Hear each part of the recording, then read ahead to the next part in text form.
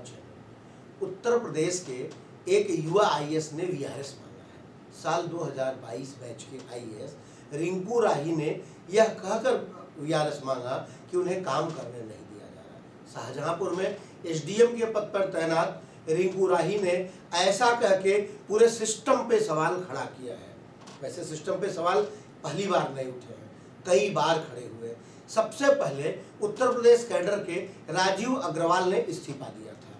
तब राजीव अग्रवाल एलडीए के वीसी हुआ करते थे। उनके बाद एक तरफ से पतझड़ जैसा माहौल आ गया, तू चल मैं आता हूं वाली तर्ज पे लोग वीआरएस लेते रहे। 2008 बैच के विद्याभूषण, 2003 बैच के विकास गोठलवाल, रेणुका कुमार, ज्योतिका पाटड़कर समेत कई अफसरों ने लगातार वीआरएस लिया।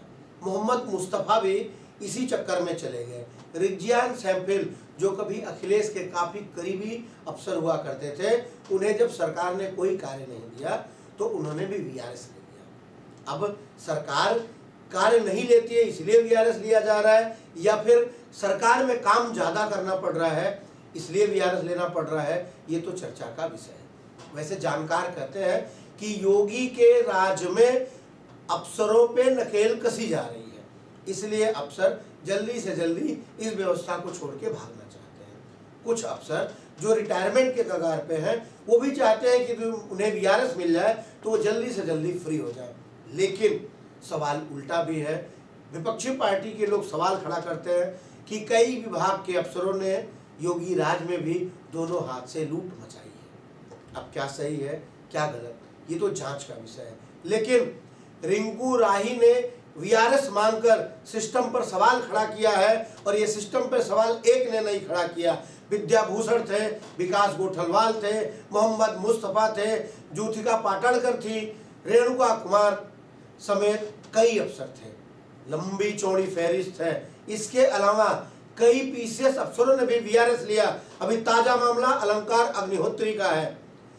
अब मुक्तेश्वरानंद यानी कि पूज्य शंकराचार्य के विरोध में जैसे ही सरकार खड़ी हुई, अलंकार अग्निहोत्री ने इस्तीफा दे दिया। वो एक पीसीएस अधिकारी थे। यानी कि सरकार में सब कुछ ठीक नहीं चल रहा है। सरकार ठीक चल रही है या सरकार को चलाने वाले अफसर, ब्यूरोक्रेसी में अभी भी सब कुछ ठीक नहीं है। क्या है मामला और एसडीएम रिंकू राही के पिता क्या कर रहे हैं, सुनिए, देखिए पूरी रिपोर्ट।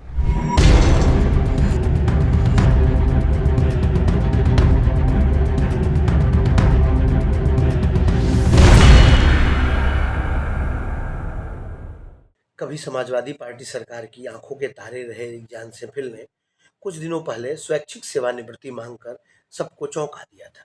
वीआरएस मांगने वाले सैम्फिल दिल्ली में स्थानीय आयुक्त और एनसीआर आयुक्त जैसे अहम पद पर तैनात थे।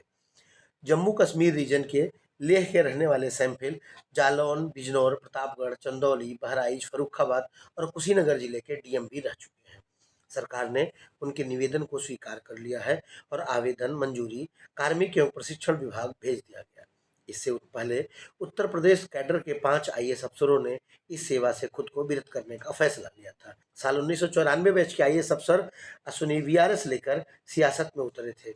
वहीं 89 बैच के आईएएस अफसर अरविंद कुमार शर्मा वीआरएस लेकर बीजेपी में शामिल हुए और अब वो उत्तर प्रदेश जैसे बड़े राज्य के ऊर्जा मंत्री हैं। लेकिन 2003 बैच के विकास गोठलवाल, रिग्जियान सैम्फिल और 2008 बैच के विद्याभूषण ने वीआरएस लेकर न सबको चौंकाया बल्कि इससे आगे भी आसमां है का रास्ता भी युवाओं को दिखाया। विकास अध्ययन अवकाश पर विदेश थे। भारतीय प्रशासनिक सेवा में उनका कार्यकाल 2029 तक था। पूर्व आईएएस जेएस मिश्र कहते हैं कि कुछ साल की सेवा बची हो और कहीं नई अपॉर्चुनिटी मिले तो अक्सर लोग बीआरएस लेकर वहां ज्वाइन कर लेते हैं। इसकी ताज़ा मिसाल 1889 बैच के आईएएस और अपर मुख्य सचिव श्रम सुरेश चंद्रा हैं। जनवरी 2023 में रिटायर हो रहे चंद्रा ने नवंबर 2022 में वीआरएस अप्लाई किया था, लेकिन इसके पहले वो राज्य सेवा अधिकरण में अपनी जगह बना चुके हैं। लेकिन रिग्जियान, विद्याभूषण और विकास गोठलवाल सरकार के किसी भी अंग में फिट नहीं हुए, फिर भी उन्होंने भारत की सबसे बड़ी नौकरी को लात मार दिया। इन 2 युवा अफसरों के पहले केंद्र से वापस की गई 2 महिला अफसरों पहले जूथिका पाटणकर और रेणुका कुमार ने भी वीआरएस लिया था। हालांकि उनकी सेवाएं ज़्यादा नहीं बची थीं और नई पारी शुरू करने के लिए उन्हें यह फैसला लेना पड़ा होगा। रेणुका कुमार 1987 बैच की आईएएस अफसर हैं। वह केंद्र सरकार के अल्पसंख्यक कल्याण विभाग में सचिव थी। साल 2021 में ही केंद्रीय प्रतिनियुक्ति पर दिल्ली गई थी। उनका कार्यकाल जून 2023 तक था। वहीं जूथिका पाटणकर 1988 बैच की आईएएस अफसर हैं। वो भी केंद्रीय प्रतिनियुक्ति पर थीं। भारतीय प्रशासनिक सेवा में उनका कार्यकाल जनवरी 2024 तक था। एक सीनियर ब्यूरोक्रेट्स कहते हैं कि सरकार की मंशा जब साफ होती है तो अफसर पूरी लगन से काम कर पाते हैं, लेकिन जब सरकार ही दूषित मानसिकता रखती है तो अफसरशाही फेल हो जाती है। पूर्व अपर मुख्य सचिव नियुक्ति मुकुल सिंघल कहते हैं कि इंजीनियरिंग सेवा से आए आईएएस अफसर बने अक्सर अपने मूल पेशे में जाने की सोचते रहते हैं। हालांकि वो सोचते सोचते आईएएस सेवा से रिटायर हो जाते हैं, लेकिन पहली बार वीआरएस लेने वाले दिखे हैं। कारपोरेट या स्टार्टअप में बड़ा करने के लिए इन अफसरों ने यह कदम उठाया होगा। सवाल उठता है कि इस सेवा से लोगों का मोहभंग क्यों हो रहा है। कैरियर एक्सपर्ट एवं प्रबुद्ध कोचिंग के डायरेक्टर तीर्थराज सिंह कहते हैं कि सरकारी नौकरी में आगे बढ़ने की एक सीमा है। अब युवा खुद को किसी सीमा में नहीं बांधना चाहता, इसलिए वह कारपोरेट की तरफ तेजी से भाग रहा है। स्टार्टअप और नवीनवेशन भी युवाओं को तेजी से अपनी ओर आकर्षित कर रहा है।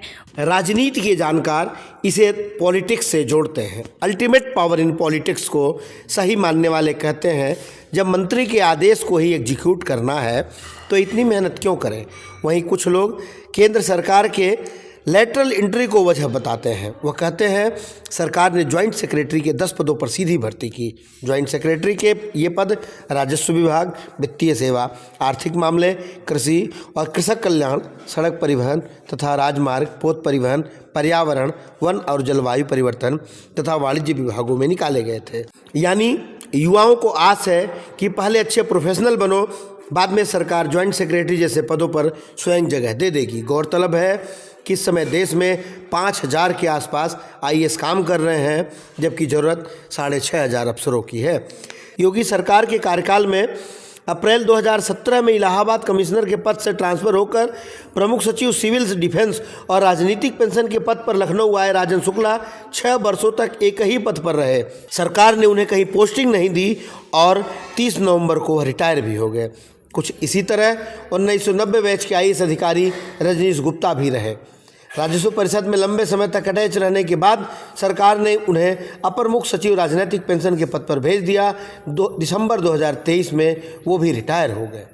आज भी युवाओं के बीच यूपीएससी की परीक्षा का क्रेज सर चढ़कर उठता है। हर युवा, हर छात्र, हर नौजवान आईएएस, आईपीएस, आईएफएस बनना चाहता है। हर साल लाखों लोग इस परीक्षा में शामिल होते हैं, करोड़ों लोग इसकी तैयारी में जुट जाते हैं, लेकिन सेलेक्ट होते हैं कुछ चुनिंदा लोग ही।